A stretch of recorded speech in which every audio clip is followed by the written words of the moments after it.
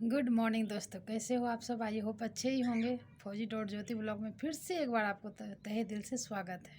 तो जैसा कि बैकग्राउंड देख के आप लोग को पता चल गया होगा, मैं दुर्गापुर में आ गई हूँ और कल रात में आई हूँ। अभी तक आँख ऐसे लग रहा है जैसे अभी सो जाए, लेकिन दूध लेने का टाइम हो गया है तो दूध लेने जा रही हूँ। और मैं रिसेप्शन में क्यों नहीं गई हूँ वो मैं बताऊँगी आप लोग को। मैं रिसेप्शन पार्टी में नहीं जा पाई थी क्योंकि और फौजी साहब को मैं भेज दी थी क्योंकि मेरा हो गया था तबीयत ख़राब। बहुत ज़्यादा फीवर हो गया था। बारात वाले दिन मैं इतना नाच डांस की थी और शरीर मेरा पूरा पहले जैसा अब है नहीं। हरासमेंट हो जाता है बहुत ही जल्दी। और बिना शॉल बिना स्वेटर का ही मैं बारात में डांस वांस कर रही थी। उतने रात को 1 बजे रात तक रह गई थी। 12:30 में तक आई थी। फिर घर में भी ऐसे ही थी।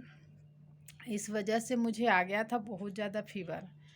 तो फीवर आ गया तो इसी वजह से मैं रिसेप्शन में नहीं जा पाई थी। कोई गलत नहीं समझना यार, कोई भी गलत बात नहीं है। इतने आदर से कोई बुलाता है, इतने प्यार से सब बुलाता है, तो ऐसा कुछ नहीं है कि मैं कोई कारण से नहीं गई थी। बहुत लोग इस ताक में होंगे कि रिसेप्शन में क्यों नहीं आए, रिसेप्शन में क्यों नहीं है। बहुत लोग ऐसे हैं जिनकी अभी तक मेरी वीडियो पे होगी, जो सोच रहे होंगे कि वीडियो तो डालेगी ही और वीडियो डालेगी तो उल्टा पुल्टा जो बात होगा बोलेगी। तो मेरे पास कोई बात ऐसा नहीं है जिसको मैं वीडियो में डालूं, और कोई बात गलत नहीं है जिसको समझने के लिए आप इतने उतावल हो रहे हो। बिल्कुल ही नहीं। इतने आदर प्यार से बुलाए गए, फौजी साहब गए तो सभी लोग पूछ रहे हैं मेरे बारे में। तो ये मुझे पता ही था कि मैं ना जाऊँगी तो सब लोग पूछेंगे, लेकिन वही तबीयत ख़राब मेरी हो गई थी।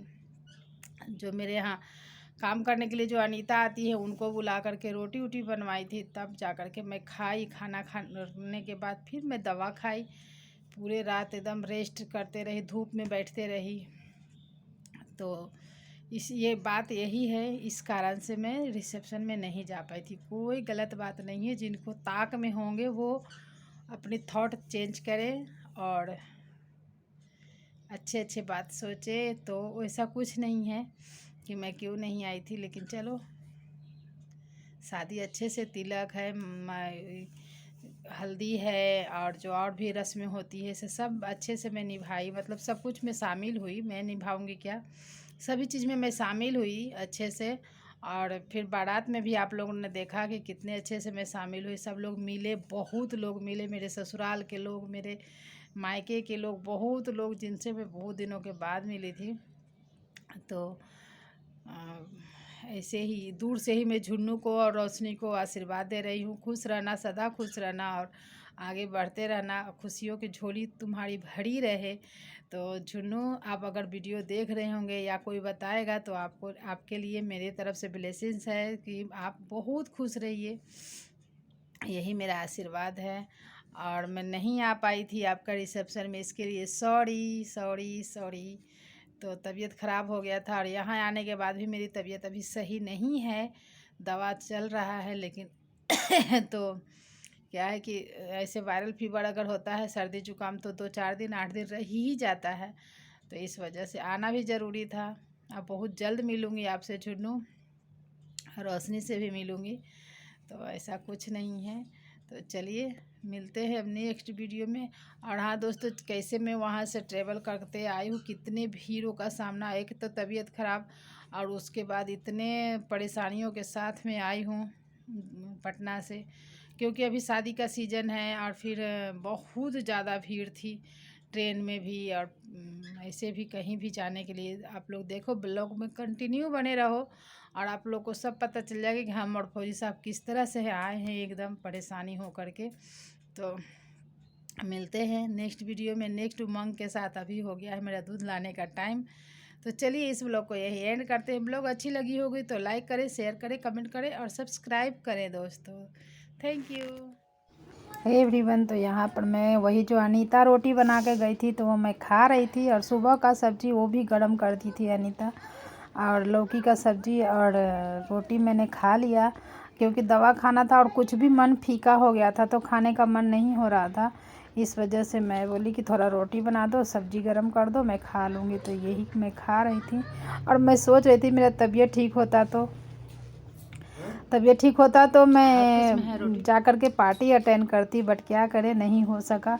यहाँ पर फौजी साहब आए थे पार्टी में से और बता रहे थे कि क्या क्या खाना खा करके आया हूँ। और फिर ये हो गया नेक्स्ट डे में जाने दुर्गापुर जाने की तैयारी कर रही मेरा नया किचन है जो इस बार जाकर के कोबी का पराठा बनाना था हमें। रास्ते में मेरा हॉल में था, हॉल में मैंने कोबी यहाँ पर काट लिया, अलग कोबी काट के चॉप कर रही हूँ। छोटा सा किचन में बनवाई हूँ इसलिए कि थोड़ा सा हॉल बड़ा हो जाए, और ये किचन अच्छा लग रहा था यहाँ पे। हालांकि ये सब मुझे रेंट में देना है, इसलिए सब तैयारी पहले से कर रही थी ताकि मैं ऊपर में 2 तल्ले में रहूं और नीचे रेंट दूं, उसको भी हर तरह की सुविधा हो जाए। इसलिए मैं किचन को अभी मैं सोची शूट ही कर लेती हूँ, क्योंकि ये किचन छोटा था बट बहुत ही क्यूट लग रहा है। और सब लोग देखने भी आ रहे थे तो बोल रहे थे दीदी बहुत अच्छा किचन हो गया है। और धूप इतनी अच्छी आ रही थी ना, इसमें पूरे दिन धूप रहती है इस किचन में, बहुत ही अच्छा लग रहा था। यहाँ पर मैं कोबी में डालने के लिए मिर्चा भी तोड़ लेती हूँ, छोटी मिर्चा डालूँगी पराठे में, और गोभी मिर्चा सबको मैं चॉप कर लेती हूँ चॉपर में, और फिर पराठा ही बना लेती हूँ।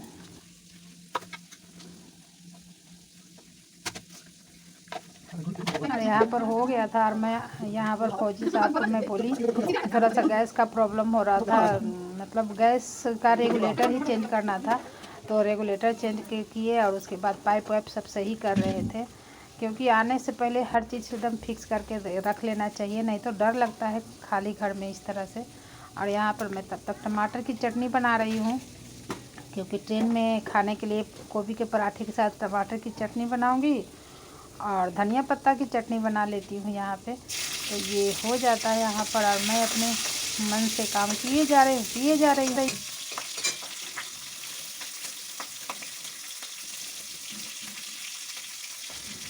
टमाटर में डालने के लिए यहाँ पर मैं गुड़ जो था मेरे पास बहुत दिन से पड़ा हुआ था, पिछले बार ही गई थी तो गुड़ रखा हुआ था, तो उस गुड़ को मैं काट लेती हूँ चाकू से ताकि टमाटर की चटनी में डाल दूँ। और थोड़ा कम पड़ गया था तो मैं सोची कि चीनी ही डाल दूँगी थोड़ा सा, तो गुड़ और चीनी दोनों मिक्स करके टमाटर की चटनी बना लेती हूँ। क्योंकि टमाटर बहुत सारा बच गया था और लाने में सब गल जाता उसमें, तो इस वजह से बैग भी ख़राब हो जाता है। इस वजह से मैं यहाँ पे सब डाल लेती हूँ उसमें टमाटर की चटनी में।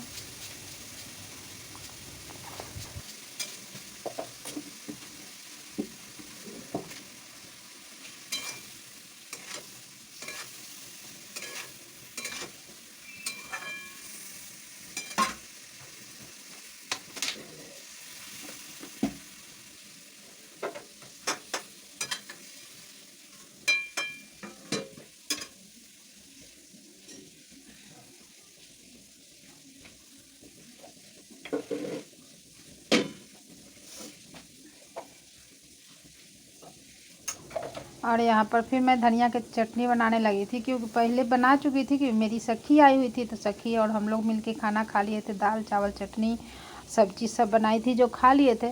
और थोड़ा और टमाटर मैं सोची कि ट्रेन के लिए रख लेती हूँ, तो वही मैं बनाने लगी थी यहाँ पे टमाटर के चटनी, और मीठा वाला भी और नमकीन वाला भी, धनिया पत्ता के और टमाटर की चटनी बना लेती हूँ। तो यहाँ पर पीस लेती हूँ। हालांकि मिक्सी का बोर्ड किचन में नहीं अभी लगा है, अगली बार जाने से लगा लूँगी। तो यहाँ पर हमें मिक्सी को बाहर लेके जाना पड़ता है, और फौजी साहब भी बेचारे लगे हुए थे कि क्या क्या करके पूरा समेटना पड़ता है दोस्तों। जाने के बाद जाना है तो साफ़ सफाई करना है, जा कर के आने समय पूरा समेट करके हमें आना पड़ता है।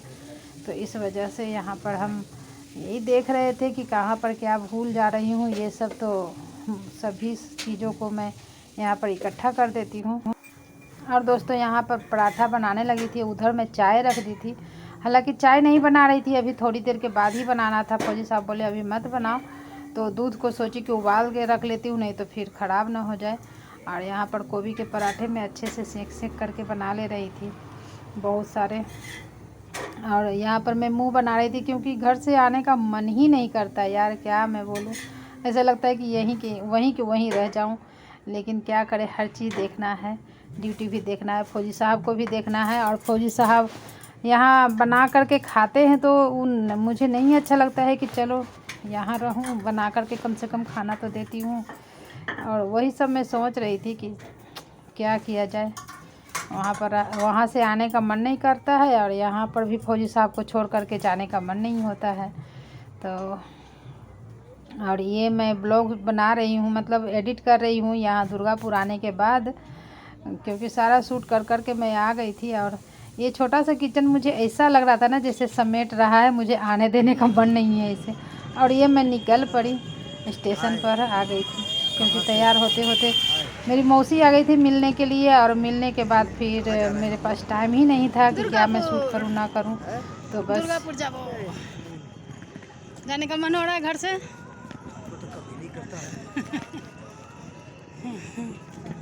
सच में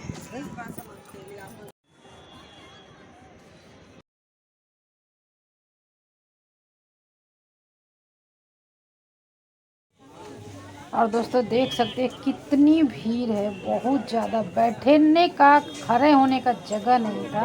और यहाँ पर मैं शूट इसीलिए कर रही थी कि क्योंकि अभी लगन का, शादी ब्याह का टाइम है। और यहाँ पर देख सकते हैं कितनी ज़्यादा भीड़ है। और ये है, हम पुनपुन से पटना की ओर आ रहे थे तभी के। और ये सीढ़ी पर देखने लायक था, बाप रे इतना भीड़। मैं तो चुपचाप बैठ ही गई थी यहाँ पे। और बैठने के बाद मैं फौजी साहब को मैं बोल रही थी कि वहाँ पर जाइए, थोड़ा रील बनाते हैं। और रील भी बन रहा था। बहुत ज़्यादा भीड़ थी, एकदम कपाट ठोक रहे थे फौजी साहब। और यहाँ पर मैं भी एक रील बना रही थी। और ये फौजी साहब अपना ट्रेन का सोचे कि इधर खड़े होकर के देखते हैं। जब वो खड़े थे तब मैं उनका इस तरह से शूट कर रही थी कि एक रील में काम आ जाएगा। और तो उसके बाद ही थोड़ी देर के बाद हमारी ट्रेन आ गई है। और फौजी साहब हड़बड़ा गए, अभी बहुत टाइम है, 1 घंटा से ज़्यादा टाइम है। अभी अच्छे से इसको रुकने दो, सब भीड़ को ख़त्म होने दो, फिर हम जाएंगे। हमारा सीट तो रिजर्व है। तो ये हमारा G4 में था, है हमारा G4। अभी G8 आया है। हड़बड़ाइए नहीं, टाइम से हम पहुँच जाएंगे। हाँ।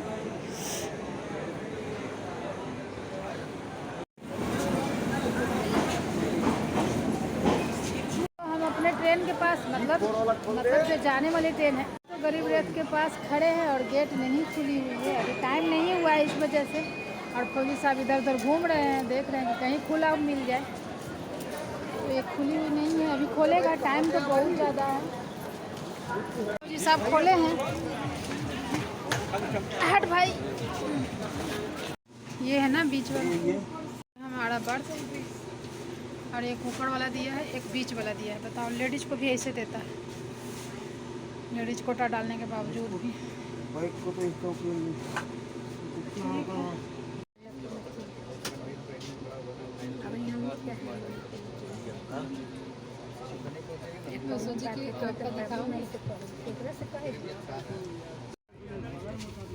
और दोस्तों ट्रेन खुल चुकी थी यहाँ पर। पटना से राजेंद्र नगर बस पहुँच ही गई थी तुरंत ही, और तभी मैं शूट करने लगी थी।